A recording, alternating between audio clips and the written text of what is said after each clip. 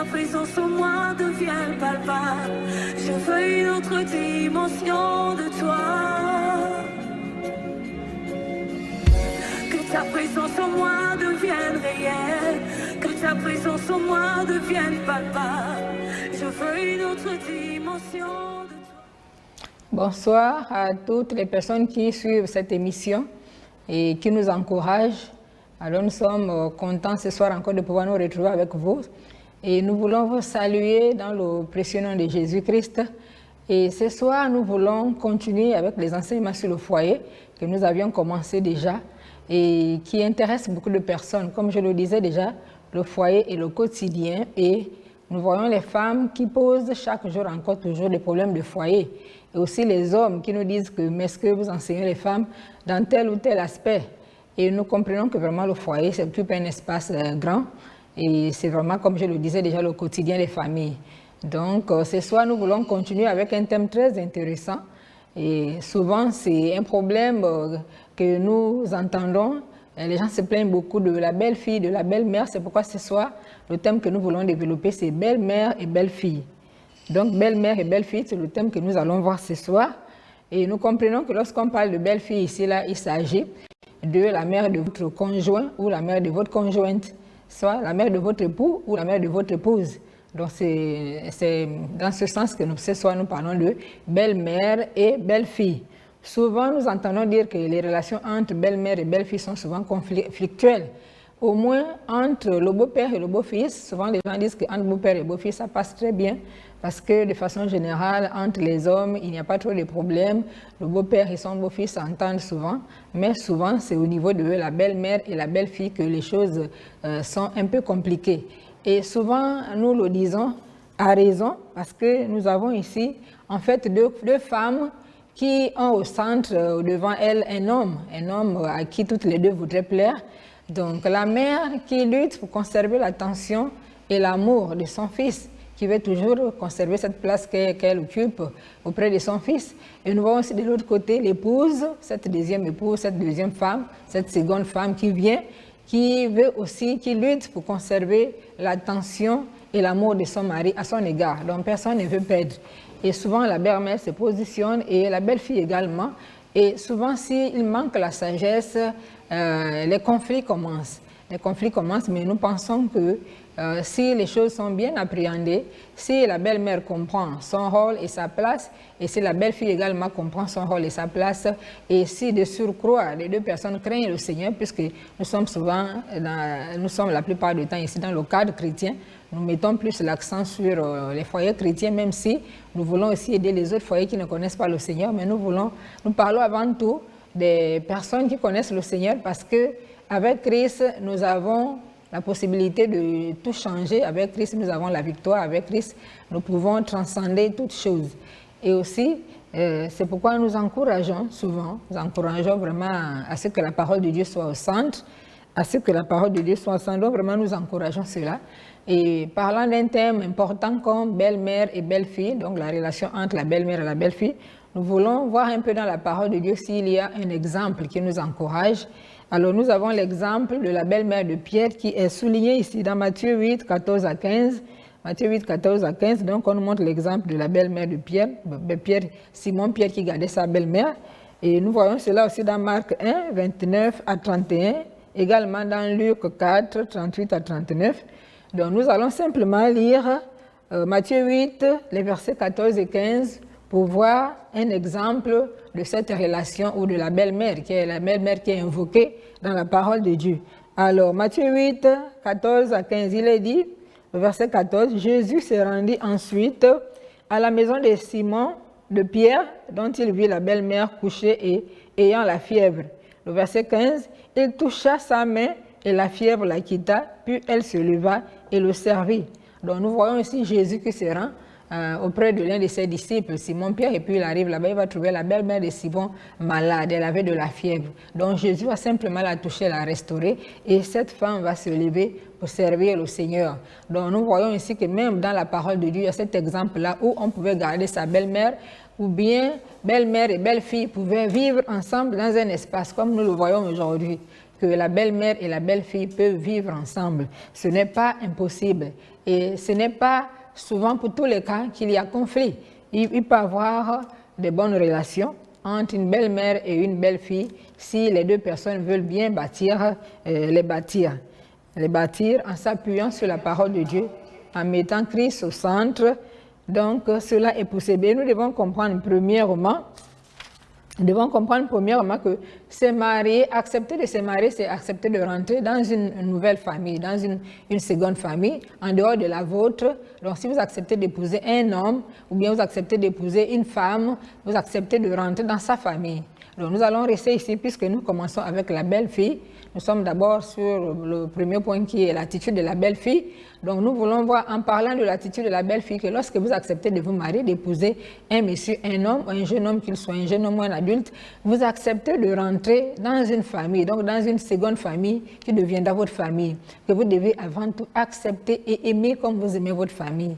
Et si vous avez compris l'importance d'accepter la famille du mari dans laquelle vous allez, et vous allez comprendre aussi qu'il est important d'accepter sa maman comme votre maman. Comme vous aimez votre maman, vous ne pouvez pas la combattre, vous la respectez. Donc la mère de votre époux devient votre maman et vous lui devez du respect comme à votre maman. Donc vous devez comprendre cela, que donc accepter de se marier, c'est accepter de faire partie d'une seconde famille que vous devez déjà accepter comme étant la vôtre. Et vous devez accepter également de prendre soin de votre belle-mère. Donc, vous devez accepter de prendre soin de votre belle-mère. Et lorsqu'on parle de prendre soin de votre belle-mère, il faut déjà connaître son caractère, il faut connaître ses goûts et ses habitudes. Comment est-ce qu'elle se comporte, qu'est-ce qu'elle aime, qu'est-ce qu'elle n'aime pas. Donc, vous devez connaître votre belle-mère. Et si vous connaissez votre belle-mère, vous saurez quoi faire et quoi ne pas faire en sa présence, parce que vous la connaissez bien. Et vous devez prendre soin de votre maman, votre belle-maman. Donc, prendre soin d'elle, elle peut être malade, vous pouvez vous occuper d'elle, vous pouvez lui rendre visite, vous pouvez faire des cadeaux, vous pouvez parfois partir avec des enfants, lui rendre visite, si cela est possible, et vraiment créer cette ambiance de vie, cette ambiance de joie, cette ambiance de gaieté, d'harmonie auprès de votre belle-maman. Elle se sentira honorée, elle se sentira aimée, et je ne vois pas une femme qui se sent honorée, mais elle se sent en sécurité. Donc si elle ne voit pas sa place menacée, son honneur menacé, je ne vois pas pourquoi elle va se lever pour commencer à combattre une belle fille de cette dimension, de cette qualité. Donc, je pense qu'aussi la responsabilité parfois nous revient à nous, belles filles, de pouvoir créer ce climat. Et je me souviens souvent, lorsque je venais de me marier avec mon époux, et lorsque j'allais chez ma belle-maman, et elle me prenait sur ses cuisses, et puis on était vraiment, on s'amusait. Elle me disait, maman, tu es bien arrivée? J'ai dit oui, maman, et puis vraiment on riait et on était là, vraiment, vraiment amis. Et jusqu'à présent d'ailleurs, ça continue. Donc il est possible d'être ami à sa belle-maman. On peut devenir l'ami de sa belle-maman, de sa belle-mère, si on sait la comprendre, si on sait la prendre, si on sait vraiment afficher une bonne attitude. Si nous aimons le Seigneur, si nous avons reçu Jésus comme Sauveur et Seigneur, et si nous avons la parole de Dieu qui remplit nos vies, et si Christ s'occupe le centre de notre vie, nous devons comprendre que nous sommes là, avant tout une servante de Dieu, et nous devons manifester le fruit de l'Esprit. Nous devons manifester le fruit de l'Esprit. Et aussi, dans les pratiques de tous les jours, lorsque je voyais, par exemple, les femmes de mes frères venir à la maison, lorsqu'elles savaient vraiment gagner la confiance de la famille, elles posaient des actes d'amour, des actes de respect, elles étaient là, elles savaient vraiment gagner la famille. Donc elles venaient, c'était des femmes qui savaient intégrer la famille. Vraiment, elles agissaient bien. Et souvent, je vois ma maman et les autres vraiment accepter ces femmes et elles les aimaient bien. Au point même où, parfois, quand il y avait des problèmes, des difficultés entre l'un de mes frères et son épouse, les mamans intervenaient pour dire non, non, elle couvrait sa belle-fille. Elle disait non, non, nous aimons notre belle-fille. Et nous avons aussi vu des cas dans la société où parfois la belle-fille est si gentille, elle est si douce, elle garde bien sa belle-maman.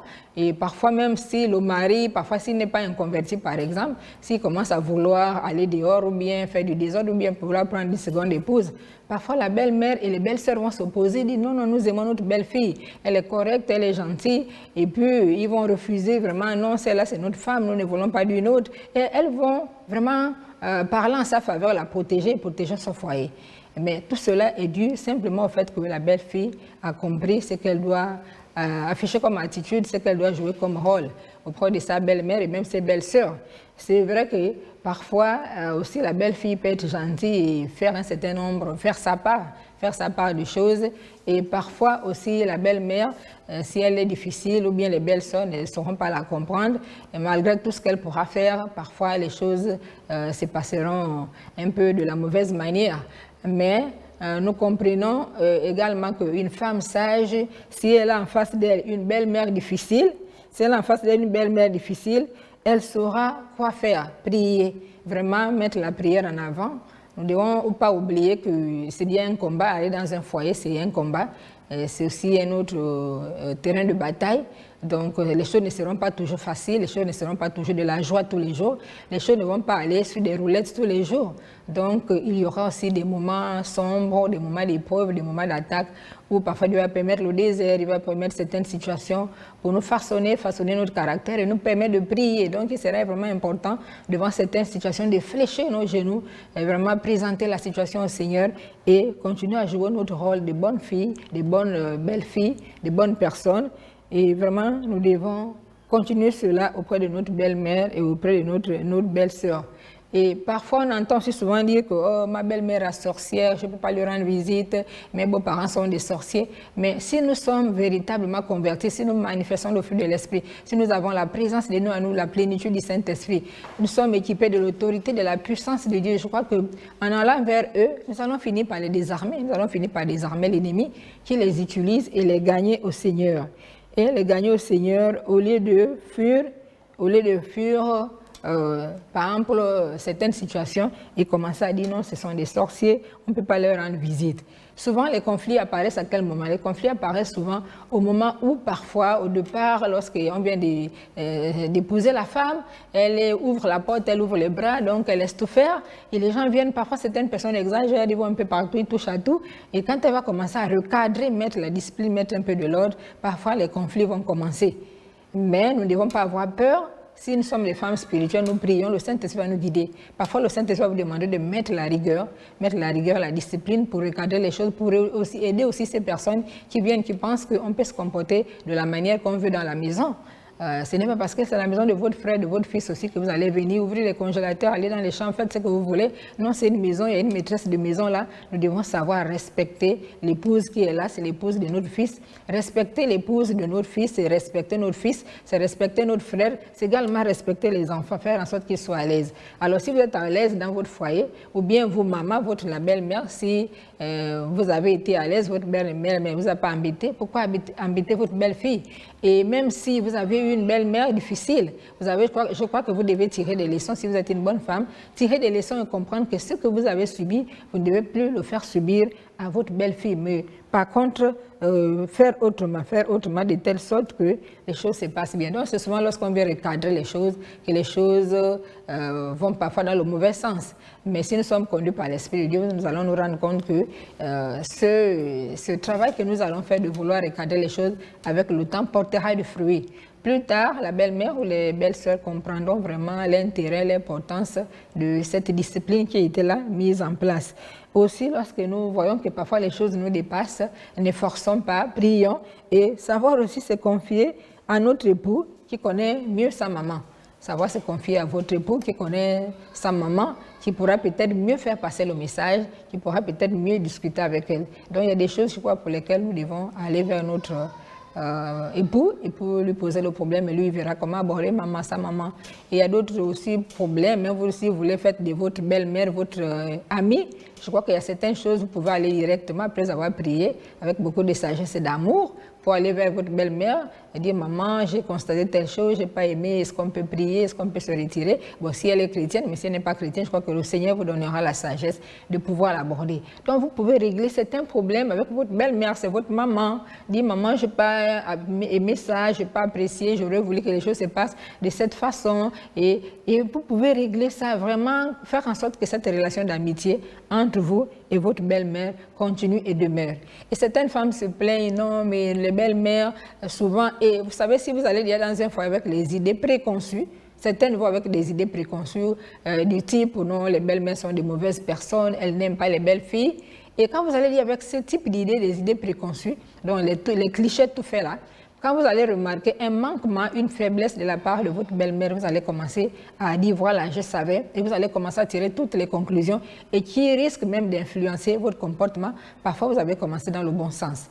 Il peut aussi arriver où vous avez peut-être eu des conflits ou bien des incompréhensions avec votre belle-mère et peut-être la relation s'est quelque peu un peu gâtée, mais avec la sagesse que Dieu donne, je crois que vous pouvez aussi voir comment ramener cela à l'ordre, comment ramener cela, comment réparer cela, faire en sorte que les choses soient restaurées désormais. Donc il est vraiment important de comprendre cela, nous devons vraiment comprendre cela. Et nous devons aussi faire attention aux mauvaises copines, les mauvais conseils, les mauvaises copines, la mauvaise compagnie. Parfois, si nous recevons des conseils, nous devons savoir les examiner. Mais il est vraiment important pour la femme chrétienne de porter du fruit, mais surtout que l'amour remplisse nos cœurs. Si l'amour remplit nos cœurs, nous allons nous rendre compte que nous ferons beaucoup de choses. Et comme nous le dit Proverbe 10.12, Proverbe 10.12 dit « La haine excite des querelles, mais l'amour couvre toutes les fautes. » La haine excite des querelles, mais l'amour couvre toutes les fautes. Alors si nous avons un cœur rempli d'amour, si nous demandons à Dieu de remplir nos cœurs d'amour, nous allons être capables de pouvoir couvrir même les fautes, les faiblesses de notre mari, les faiblesses de notre belle-mère. Donc, j'ai écouté les témoignages de certaines dames qui disaient que, certains témoignaient que, mais non, moi je ne suis pas des problèmes avec ma belle-mère, on s'est toujours entendu, on a toujours été des amis. Certains témoignaient que, lorsque je me suis mariée, ma belle-mère me prenait même. Jusqu'à présent, ma belle-mère me prend, elle m'amène à la chambre et puis elle commence à me parler sur mon mari. Voilà, ton mari est comme c'est là, voilà, ce qu'il aime, ce qu'il n'aime pas. Donc, si tu veux aider ton mari. Donc, parfois même, la belle-mère confie à la belle-fille les secrets de la famille. Quand vous arrivez à un niveau où la belle-mère vous confie les secrets de leur famille, les secrets concernant votre mari, c'est que elle vous fait confiance et elle vous aime, elle vous accepte. Ce n'est pas donné à toutes les belles-mères d'aller vers les belles-filles et puis de s'ouvrir, de commencer à confier certaines choses de la famille. Mais si vous arrivez à ce niveau, c'est vraiment un bravo. Et certaines femmes ont témoigné qu'elles s'entendent bien avec leur belle-mère. Ce n'était pas facile peut-être au début, mais elles ont travaillé, elles ont su gagner la confiance de leur mari, de leur belle-mère, et tout est allé dans le bon sens et pour le meilleur. Cela est possible. Certaines aussi ont témoigné, non, les belles-mères sont mauvaises, ma belle-mère ne m'aime pas, malgré le fait que je pose certains actes, je lui fais des cadeaux, toujours elle est en train de me combattre, tout ça. Donc, vous voyez que quel que soit le type de belle-mère devant lequel nous sommes, nous pouvons vraiment faire en sorte que les choses soient bonnes, que les choses, nous devons construire. Nous devons tout faire pour construire. Et nous devons aussi comprendre que si nous manifestons le fruit de l'esprit, nous laissons Dieu parfois prendre en main certaines choses, beaucoup d'autres choses peuvent rentrer dans l'ordre. C'est pourquoi Philippiens 4.5 nous dit que votre douceur soit connue de tous les hommes, le Seigneur est proche. Que votre douceur soit connue de tous les hommes, le Seigneur est proche. Donc vraiment, nous devons manifester de la douceur, nous devons manifester de l'amour, nous devons manifester de l'amitié vis-à-vis de notre belle-mère et même des belles-sœurs. Mais n'oublions pas que aussi en tant que femmes chrétiennes, nous allons dans ces familles pour être des missionnaires. Nous devons manifester la gloire de Dieu, le fruit de l'esprit, la transformation, pour que ces personnes, notre belle famille, pour que ces gens voient la gloire de Dieu et qu'ils acceptent de se tourner vers le Christ. Mais si nous allons pour manifester le mauvais comportement et pour les combattre, comment voulez-vous que ces personnes voient la gloire de Dieu, que ces personnes soient sauvées? Nous devons tout faire pour que Dieu puisse disposer leur cœur par notre attitude, par notre bon témoignage, par nos belles expressions, par le respect que nous reflétons à leur endroit, et faire en sorte que ces gens voient la gloire de Dieu et qu'ils soient sauvés. Donc Dieu nous place d'abord dans ces familles, les familles de nos époux, pour être des missionnaires. Premièrement, pour être des missionnaires, pour que ces gens voient la lumière de Christ et que ces gens soient sauvés. C'est notre responsabilité de faire en sorte que notre belle famille soit sauvée, comme la nôtre. Notre famille doit être sauvée, mais notre belle famille également. Et nous devons travailler. Mais le plus grand travail, c'est à genoux avec le Seigneur. Là où nous ne pouvons pas, Seigneur, aide-moi. Nous devons tout présenter au Seigneur et que le Seigneur nous aide. Que le Seigneur nous aide, cela est valable pour les hommes. Lorsqu'on rentre dans une famille, on doit tout faire, surtout si on est chrétien, de briller, de telle sorte que la famille de votre épouse voit la gloire de Dieu et qu'elle soit sauvée. C'est une seconde famille que Dieu vous donne. C'est comme la belle-fille. La famille de votre mari, c'est une seconde famille que Dieu vous donne. Vous devez l'aimer, vous devez l'accepter et vous devez lui faire du bien, vous devez construire. Souvent, qu'est-ce qui se passe? On se rend compte que certaines belles filles, lorsqu'elles arrivent dans une famille, elles se comportent mal, elles commencent à diviser les gens. Commencer à diviser, séparer son mari de ses frères, séparer son mari de sa maman. Vraiment, elle fait tout, elle se comporte mal de telle sorte que parfois la famille va jusqu'à se diviser. Parfois, la famille rentre en conflit, ou bien elle se met entre son époux et sa belle-mère, ce qui n'est pas normal. Ce sont des comportements qui attirent la malédiction. N'oublions pas que nous devons s'aimer la bénédiction, aussi bien sur nous que sur nos enfants, parce qu'après nous, nos enfants vont récolter. Certaines familles, femmes se plaignent qu'elle est détestée même jusqu'à ses enfants. Mais parce que, qu'est-ce que vous avez posé comme fruit? Si vous avez sémé le mauvais grain, non seulement vous allez récolter le mauvais fruit, mais aussi vos enfants vont finir par le récolter. Donc nous devons tout faire pour construire.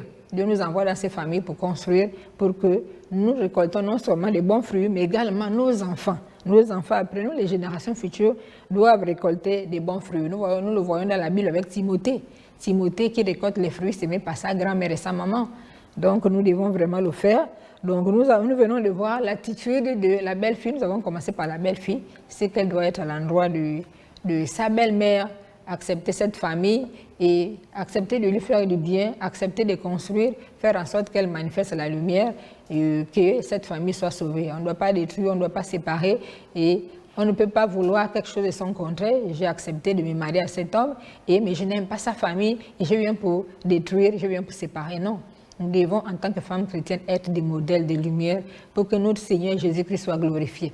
Alors, le deuxième point que nous voulons voir ce soir, c'est l'attitude. Donc, nous avons commencé par l'attitude de la belle-fille. Nous voulons voir aussi l'attitude de la belle-mère, donc celle de la belle-mère, c'est-à-dire l'attitude de la belle-mère. Nous dirons presque la même chose que nous venons de dire pour la belle-fille, pour ce qui concerne la belle-fille. Alors, nous devons comprendre aussi. Nous devons comprendre pour ce qui concerne la belle-mère. La belle-mère doit comprendre que, comme on le dit souvent, que lorsque vous avez un enfant garçon, vous finirez par avoir une fille au travers de ce garçon. Et aussi lorsque vous avez un enfant fille, vous allez finir par avoir le garçon. Donc cela est vraiment très important. Et chez nous, parfois aussi chez nous, les Nzebi, lorsqu'on parle en parlant de la belle-fille chez les Nzebi, une des ethnies du Gabon, certainement ça se passe ailleurs aussi, on dit souvent que la femme doit aller en mariage avec un panier troué, c'est-à-dire qu'un panier percé, un panier troué par l'arrière. Donc ça veut dire que tout ce qui rentre dedans, comme objet ou bien comme bagage, doit sortir et ne doit pas rester. Ça veut simplement dire qu'elle doit avoir cette disposition de cœur de telle sorte qu'elle ne doit rien emmagasiner dans son cœur, mais elle doit savoir tout négliger et tout pardonner, comme le passage que nous venions de lire, la haine excite la colère, excite le mépris, mais que l'amour couvre toutes les fautes. Donc en parlant également de la belle-mère doit comprendre que si elle a un garçon, elle va finir par ce garçon avoir une fille, donc sa belle-fille. Elle va finir par avoir une fille au travers de ce garçon. Mais elle doit l'aimer, Et je pense que sincèrement, avant que le fils n'aille jusqu'au mariage, il est important pour la belle-mère et avec son époux et leur fils de s'asseoir et de discuter sincèrement au sujet de ce mariage, au sujet de cette fille, sa famille, tout ce qu'on voudra. Et si on tombe d'accord pour que notre fils épouse cette fille, je ne vois pas de raison pour lesquelles la belle-mère viendra encore combattre la belle-fille. C'est vrai que ce conflit, comme je le disais, est là entre deux femmes qui se disputent un homme. Cet homme, la femme veut conserver l'attention, l'amour, l'amitié de son époux, et la mère aussi qui veut conserver sa place de mère. Donc l'attention, continue à avoir l'attention de son fils. Elle craint peut-être que le fils puisse se détacher d'elle et ne plus prendre soin d'elle, de la famille et autres. Et donc, mais si nous avons vraiment accepté que notre fils se marie, nous devons accepter également notre belle-fille. Belle-mère, vous devez accepter votre belle-fille. Si vous avez accepté votre belle-fille, vous devez accepter de l'accompagner, de l'assister. Pendant les maternités, c'est votre fille, de prendre soin d'elle, prendre soin des bébés. Là aussi, c'est un problème. Certaines femmes se sont plaintes que souvent les belles-mères aiment les enfants, des enfants filles. Mais souvent, il y a une différence entre les enfants filles et entre les enfants des garçons. Je pense que nous ne devons pas faire cette différence, surtout lorsque nous connaissons le Seigneur. Nous devons tout faire en tant que belle-mère également pour bâtir. Donc nous devons accepter d'accompagner ces jeunes couples, souvent sans expérience. Et lorsque la belle-fille arrive, parfois elle se détache de ses parents, donc c'est la belle-mère qui doit jouer le rôle de mère aussi. Vous êtes sa belle-mère, certes, mais vous êtes également sa maman, parce qu'elle vient vers vous, elle se détache de sa famille, donc vous devez l'assister. Imaginez-vous lors des maternités ou bien lors des maladies, si vous ne l'assistez pas, qui le fera? Vous êtes la mieux placée pour encadrer votre belle-fille, pour l'accompagner. Et vous ne devez pas aussi la combattre. Vous ne devez pas la combattre et vous devez éviter de prendre sa place. Évitez de prendre la place de votre belle-fille. Du genre, quand vous venez, vous voulez préparer pour votre fils. Ce n'est pas mauvais si vous n'habitez pas chez le fils, vous avez votre domicile. Si le fils vient chez vous, c'est normal qu'il mange chez ses parents. mais vous ne devez pas prendre la place de la belle-fille ou par exemple venant à la maison, vous voulez préparer, vous voulez faire le petit déjeuner. Et certaines dames témoignaient que parfois certaines mamans, quand elles viennent, elles demandent est-ce que mon fils a mangé, et quand il était petit, il aimait tel plat, il aimait qu'on le traite de cette façon. Mais j'ai entendu que c'est comme s'il toussait, est-ce que ça va, est-ce qu'on lui a donné un traitement? Vous jouez encore vraiment le rôle de, c'est comme si c'était encore ce petit garçon qui a besoin des soins de la mère.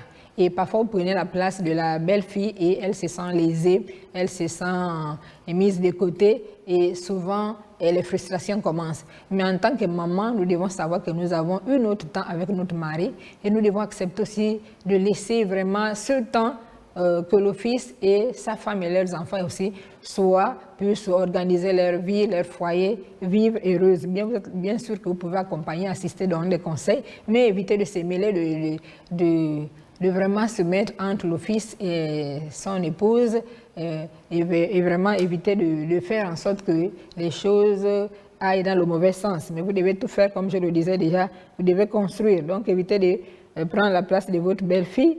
Si nous remarquons une mauvaise attitude ou un mauvais comportement, pourquoi ne pas en parler aussi à votre fils? Vous pouvez aussi en parler à votre fils si vous remarquez une mauvaise attitude, un mauvais comportement. Vous pouvez le régler sagement en allant peut-être vers votre fils et dire voilà ce que j'ai remarqué. Et le fils également verra comment parler à son épouse. Donc vous devez vraiment faire cela et nous devons, si une belle-mère se rend compte que la belle-fille a un mauvais caractère, elle se comporte mal, si c'est une belle-mère mature, généralement les belles-mères ont une grande expérience de la vie. Si elle est mature, si elle a une bonne expérience de la vie, elle saura quoi faire pour amener sa belle-fille sur le droit chemin. Elle pourra l'aider par son attitude, par sa sagesse, par sa maturité. Généralement les belles-mères sont des femmes mûres. Elle saura quoi faire pour ramener, recadrer vraiment sa belle-fille. Parfois, on n'est pas obligé de rentrer en conflit. Avec l'amour, la sagesse, la patience, la prière, on peut régler un bon nombre de problèmes. Donc, vraiment, on peut régler un bon nombre de problèmes. On peut prier pour votre belle-fille. Vous pouvez prier pour votre belle-fille et vous pouvez vraiment engager un travail pour gagner sa confiance avec le temps. Et comme je le disais déjà, nous comprenons que l'amour couvre toutes les fautes. Si le cœur de la belle-fille est rempli d'amour, d'abord l'amour du Seigneur, parce que c'est un amour qui va au-delà de tout. C'est un amour qui n'exige rien en retour, qui donne gratuitement et volontairement. Alors si la belle-fille connaît le Seigneur, la belle-mère également connaît le Seigneur, et si vos cœurs sont remplis de cet amour du Seigneur, cet amour divin, cet amour agapé, qui ne dépend pas des circonstances, qui n'exige rien en retour, mais qui se donne gratuitement. Alors si vos cœurs sont remplis de cet amour, je crois que beaucoup de problèmes peuvent être réglés, faire en sorte que le foyer soit stable, et que la belle-mère et sa belle-fille s'entendent, et qu'il y ait l'équilibre dans la maison, dans le foyer, dans la famille, dans le foyer, et que vraiment l'ambiance divine règne, qu'il règne l'amour. Et pour cela, je vais lire 1 Corinthiens 13 que nous connaissons bien, cet amour divin, donc l'amour de Christ, l'amour de Dieu lui-même qu'il nous donne lorsque nous devenons chrétiens. 1 Corinthiens 13, je vais lire les versets 1 à 8 et le verset 13, il est dit au verset 1, « Quand je parlerai les langues des hommes et des anges, si je n'ai pas la charité, je suis un airain qui résonne ou une cymbale qui retentit. Et quand j'aurai le don de prophétie, la science de tous les mystères et toute la connaissance, quand j'aurai même toute la foi jusqu'à transporter des montagnes. Si je n'ai pas la charité, je ne suis rien. » Verset 3. « Et quand je distribuerai tous mes biens pour la nourriture des pauvres, quand je livrerai même mon corps pour être brûlé, si je n'ai pas la charité, cela ne me sert de rien. » Verset 4. La charité est patiente. Donc la patience, c'est aussi important. La prière, la patience, la méditation, la parole de Dieu, la foi. Donc la patience, la charité est patiente, elle est pleine de bonté, la bonté, la charité n'est point envieuse. La charité ne se vante point, elle ne s'enfle point d'orgueil. La charité est humble, là où il y a la charité, il y a l'humilité. Verset 5, elle ne fait rien de malhonnête, elle ne cherche point son intérêt, elle ne s'irrite point, elle ne soupçonne point le mal. Là aussi, c'est souvent un problème, on soupçonne beaucoup le mal. On interprète parfois à tort, les attitudes des autres. Oh non, pourquoi elle s'est comportée de cette façon, pourquoi elle a dit ça, ou bien les paroles. Et parfois, au lieu de se rapprocher de l'autre, chercher à savoir la raison de ce comportement, bien de cette expression, on commence à tirer des conclusions. Mais on dit ici que l'amour ne cherche pas son intérêt, l'amour ne soupçonne point le mal. Et verset 6, il est dit, elle ne se réjouit point de l'injustice, mais elle se réjouit de la vérité. verset 7, elle excuse tout, l'amour excuse tout, elle croit tout, elle espère tout, elle supporte tout. L'amour excuse tout, l'amour croit tout, l'amour supporte tout, l'amour croit toujours le meilleur, que Dieu a le pouvoir de changer les choses. On n'a pas besoin de prendre des décisions à la hâte ou bien commencer à se comporter d'une certaine manière, mais si nous aimons le Seigneur, nous allons fléchir les genoux et nous allons demander au Seigneur de Dieu poser ce type d'amour en nous qui fera le reste. Le Saint-Esprit nous aidera. Le verset 8 dit, la charité ne périt jamais, les prophéties prendront fin, les langues cesseront, la connaissance disparaîtra.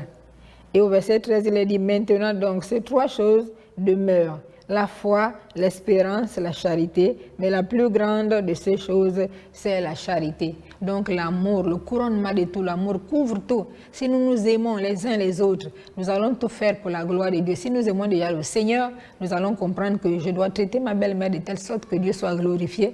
Et si nous aimons aussi le Seigneur en tant que belle-mère, nous allons traiter notre belle-fille de telle sorte que le Seigneur soit glorifié. De telle sorte que le royaume de Dieu s'étende. N'oublions pas que nous sommes des serviteurs de Dieu, des servantes du Seigneur.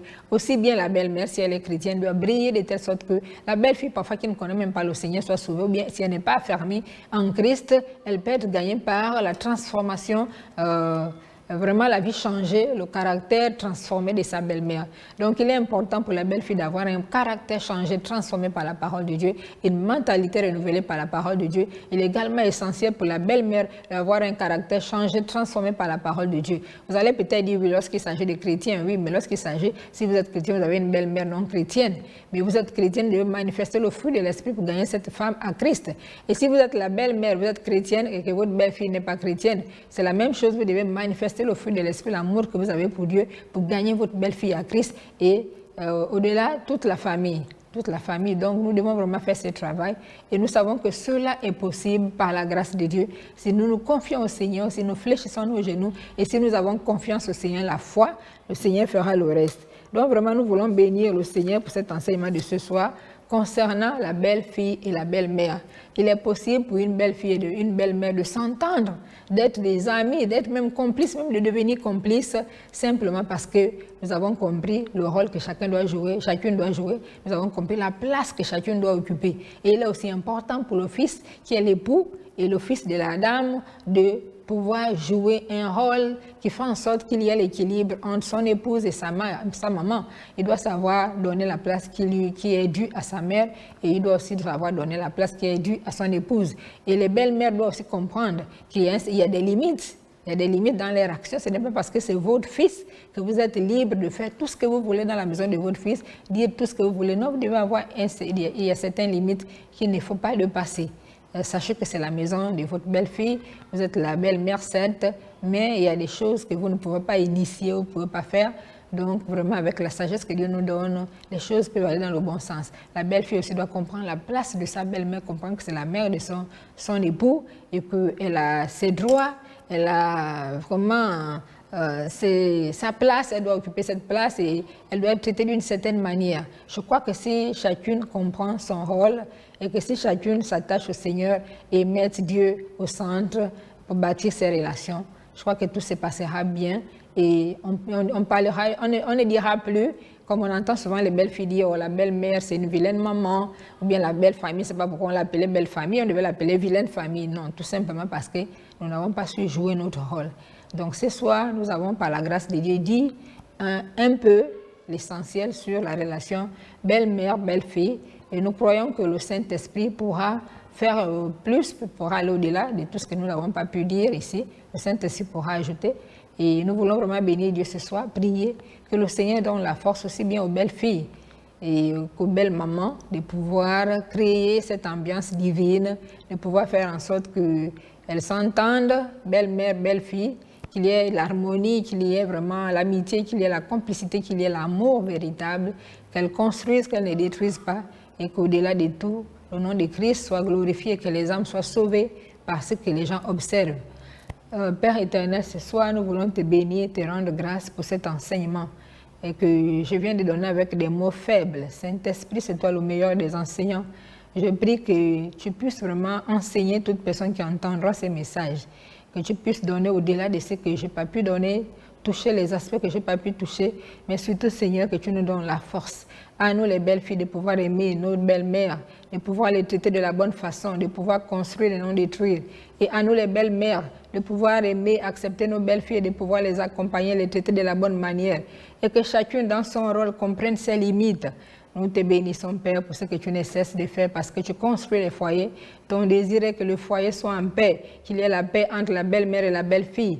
Nous voulons te glorifier, Seigneur, ce soir, pour l'œuvre que tu ne cesses de faire dans les maisons, dans les couples, pour la paix, l'harmonie, la bonne santé des couples. Nous refusons le désordre dans les couples. Nous refusons, Seigneur, des situations qui entravent le bon fonctionnement des couples, de telle sorte que ce couple, parfois, accablé, se tourne vers les divorces. Seigneur, le divorce ne vient pas de toi. C'est pourquoi nous voulons te bénir pour la sécurité des couples. Que des couples soient chrétiens ou pas encore, nous prions, Seigneur, que tu étendes ta main et qu'en tout l'honneur et la gloire te soient rendus. Nous te bénissons au nom de Jésus. Amen. Alors, nous avons commencé par la belle-mère et la belle-fille.